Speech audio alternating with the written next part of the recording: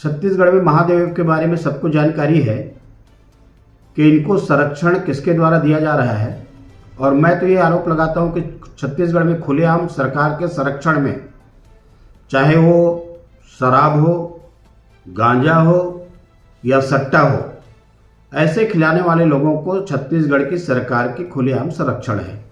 जिसका लाभ वो ले रहे हैं। दिखाने के लिए छोटी मोटी कार्रवाई करते रहते हैं,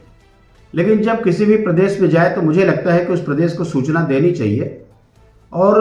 सूचना देने के बाद में उनसे सहयोग भी लेनी चाहिए।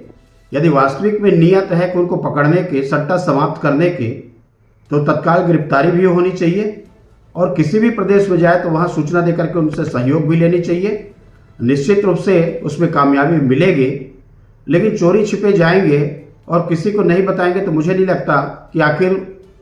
छत्तीसगढ़ की सरकार की उसमें मंशा क्या है, ये तो सरकार ही बता सकती है।